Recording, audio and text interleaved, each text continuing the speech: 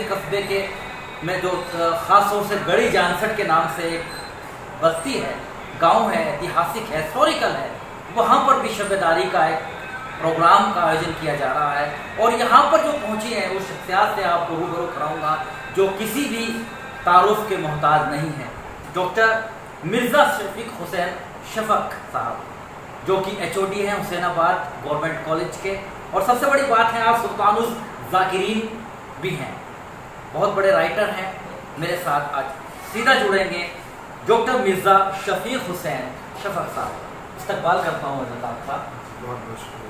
आप सादात बारह की बस्ती होती है जानसठ, ऐतिहासिक है, आप लखनऊ से ताल्लुक़ रखते हैं, कैसा फील कर रहे हैं ख़ास तौर से जानसठ कस्बे में आकर? सादात बारह जो है और जानसठ जहाँ पे इस वक्त हम मौजूद हैं, ये बहुत ही तारीख़ी मुकाम है। तो उसमें अदबी एतबार से भी इसकी बहुत सी जहतें हैं और अज़ाई जहतें भी बहुत सी हैं इसकी।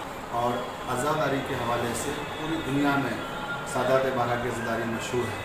और जहाँ अज़ाई मुख्तलिफ़ दबिस्तान हैं, अज़ादारी की हर एक इलाके की अपनी अपनी खसूसियत है, वहीं ये जो सादात बारह है और ये जानसठ जहाँ इस वक्त हम मौजूद हैं, यहाँ की जो शबेदारियाँ हैं, यहाँ की जो मजालिस हैं, वो आज से नहीं बरसों से मयारी शबेदारियाँ और मयारी मजालिस यहाँ हमेशा मुनक़िद होती रही हैं। और यहाँ का ज़ौक़ जो है सामीन का दूसरी जगहों से मुख्तलिफ है। यहाँ हमेशा उन उलमा और फाज़िल ज़ाकिरीन को बुलाया जाता है जिनकी इल्मी हैसियत बुलंद है समाज में, सोसाइटी में। आप सुल्तानुल ज़ाकिरीन हैं, कहाँ कहाँ आपने अपनी शबेदारी में आप पहुँचे हैं, क्या आपने मैसेज दिया है, और यहाँ भी आप पहुँचे हैं तो क्या आपका मैसेज रहेगा ख़ास तौर से जो आज का ख़ास प्रोग्राम यादगार बनता है? देखिए, आज का जो प्रोग्राम है ये हमारे बहुत अजीज़ तरीन दोस्त परवेज़ अज़ीज़ साहब और उनके अहबाब और मुताल्लिक़ीन तो अंजुमन सब्र व वफ़ात की जानिब से ये मुनक़िद होता है। और ये प्रोग्राम भी बड़ा हिस्टोरिकल है, तारीख़ी प्रोग्राम है। और मैं इनके यहाँ परवेज़ भाई के इससे पहले भी मैं इस खिताब कर चुका हूँ, आ चुका हूँ। तो यहाँ के जो सामाईन हैं बहुत ही ज़िंदा दिल सामाईन हैं और इल्मी निकात को और इल्मी जहतों को जो उलमा और ज़ाकिरीन उम्र से बयान करते हैं। तो कुछ सामीन ऐसे होते हैं जो ज़ाकिरीन से और खुतबा से आगे आगे चलते हैं, उनके अज़हान और उनकी ज़हनी जो रिफ़त है वो इतनी बुलंद होती है कि वो क़ब्ल अज़ वक्त समझ जाते हैं कि अब ज़ाकिर क्या कहने वाले हैं या वालिम दीन क्या कहने वाले हैं।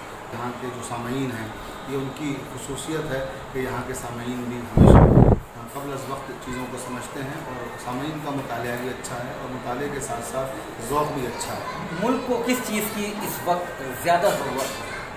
कि मुल्क को जो हमारे ज़रूरत है सबसे ज़्यादा वो है इल्म की ज़रूरत है, एजुकेशन की ज़रूरत है, शिक्षा की ज़रूरत है। क्योंकि हमारे मुल्क में अभी भी तालीमी ग्राफ बहुत नीचे है दूसरे मुल्कों को देखते हुए। आप जो दूसरे मुल्कों का जायज़ा लेंगे और वहाँ का जो एजुकेशन सिस्टम है और जो हमारा एजुकेशन सिस्टम है उसमें काफ़ी डिफरेंस, काफ़ी फ़र्क पाएंगे। और खुशी की बात यह है कि मौजूदा हुकूमत इस चीज़ को बहुत संजीदगी से ले रही है और इस पर काम हो रहा है। मौजूदा हुकूमत में जिस तरह से हम खासकर उत्तर प्रदेश की अगर बात करें, जो एजुकेशन की फील्ड में तब्दीलियाँ आई हैं, जो चेंजेस आ रहे हैं वो सबको दिखाई दे रहे हैं। और इस तरह से डिजिटल इंडिया का ख्वाब हमारे प्रधानमंत्री नरेंद्र मोदी जी ने देखा था, वो उस ख्वाब को किस तरह से ताबीर में बदल रहे हैं और उस ख्वाब को किस तरह से हकीकत में बदल रहे हैं, वो सारी चीज़ें भी आपके सामने हैं। लखनऊ में हुसैनाबाद ट्रस्ट बना हुआ है, बहुत सी बड़ी मिल्कियत है, तो क्या कहना चाहेंगे, क्या ज़रूरत है और एडमिनिस्ट्रेशन को और वहाँ के जो जिम्मेदार हैं किस तरह से इसको और अच्छी तरह से महफूज रखा जाए, बेहतर रखा जाए? तो हुसैनाबाद ट्रस्ट का जहाँ तक मसला है, सबसे बड़ी बात तो ये है कि ट्रस्ट का जो सिस्टम था पहले वो हमारे हाथ में होता था, जी शियों के हाथ में था उसका सारा निज़ाम, और अब कुछ दिनों से वो शियों के हाथ में नहीं है, डीएम के चेयरमैन होते हैं जी। तो जाहिर सी बात है, तो डीएम बदलते रहते हैं, तो ये कभी कोई डीएम होता है, कभी कोई डीएम होता है, थोड़े थोड़े वक्फे में चेंज हो जाते हैं। जब तक वो ट्रस्ट को, ट्रस्ट के सिस्टम को समझते हैं उतने दिनों में उनका तबादला हो जाता है, नया डीएम आ जाता है, फिर नए डीएम आते हैं, फिर वो उसको समझने की कोशिश करते हैं, फिर मालूम फिर दूसरा डीएम बन के आ गया। तो ये एक प्रॉब्लम है कि ट्रस्ट के साथ इंसाफ नहीं हो पा रहा है।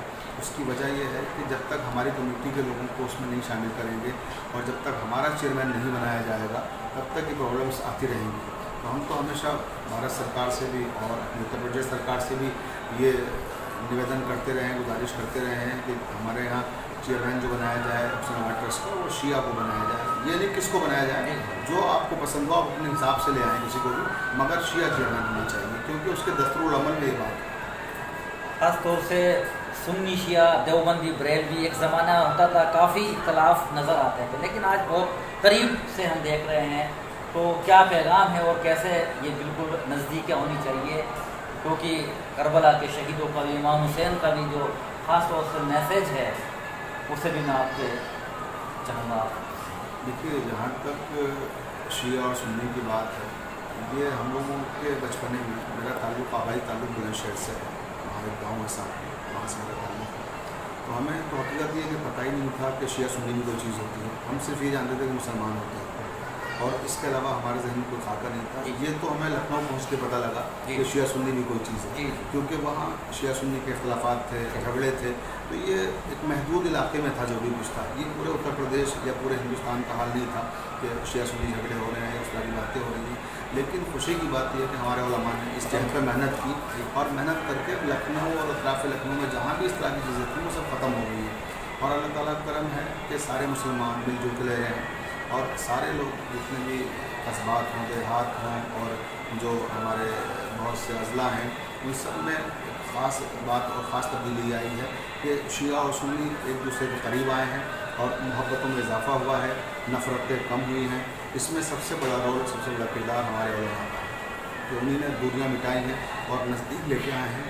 और नज़दीक लाने का सबसे अहम वसीला है अज़ादारी इमाम हुसैन, क्योंकि अज़ादारी इमाम हुसैन दुनिया के किसी भी मुल्क में मुसलमान रहता हो, किसी भी मसलक का मानने वाला हो, हर मसलक का इंसान इमाम हुसैन को अपना रहनुमा मानता है और इमाम हुसैन की अज़ादारी में बढ़ चढ़ के हिस्सा लेता है।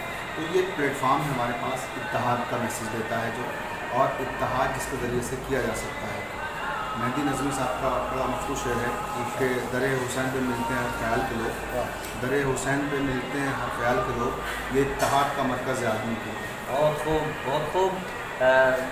अभी आप देख रहे थे, अभी आप सुन रहे थे, ख़ास तौर से लखनऊ की उस अजीम व शान शख्सियत को, जिन्हें न सिर्फ उत्तर प्रदेश बल्कि पूरे देश के अंदर, जिनकी अलग, वो एक अच्छे राइटर भी हैं, एक अच्छे उलेमा भी हैं, और सबसे बड़ी बात है कि वो सुल्तानुज़ ज़ाकिरीन के नाम से उनको जाना जाता है, और HOD हैं हुसैनाबाद गवर्नमेंट कॉलेज के। बहुत बड़ी बात है, डॉक्टर मिर्ज़ा शफीक हुसैन साहब, बहुत बड़ी बात उन्होंने कही। हम लोगों के लिए आज सबसे बड़ी ज़रूरत इस बात की है, चाहे सुन्नी हो, शिया हो, देवबंदी हो, बरेलवी हो, और उलेमाओं ने इस पर बड़ा काम किया कि सभी एक प्लेटफार्म पर आए हैं और सबका मकसद एक कि मोहब्बत कायम हो और अपने देश को भी सर्वशक्तिशाली बनाया जाए। सबसे बड़ी बात हुसैनाबाद ट्रस्ट को लेकर भी रही है, क्योंकि लखनऊ के अंदर जो हमारी विरासत है उसके ऊपर भी लगातार कुछ ना कुछ सवालिया निशान लगाए जा रहे हैं, क्योंकि डिस्ट्रिक्ट मजिस्ट्रेट उसके चेयरमैन होते हैं। बड़ी मांग उन्होंने फिर से की है कि हुसैनाबाद ट्रस्ट का जो चेयरमैन या उसके अंदर जिम्मेदार शिया हज़रात को बनाया जाए, क्योंकि ये एक दस्तूर भी है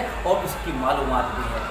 और बड़ी खबर के लिए बने रहिएगा मेरे साथ। आरिफ शीश मेहली, चीफ एडिटर बार और bench and news in today Lucknow, Muzaffarnagar.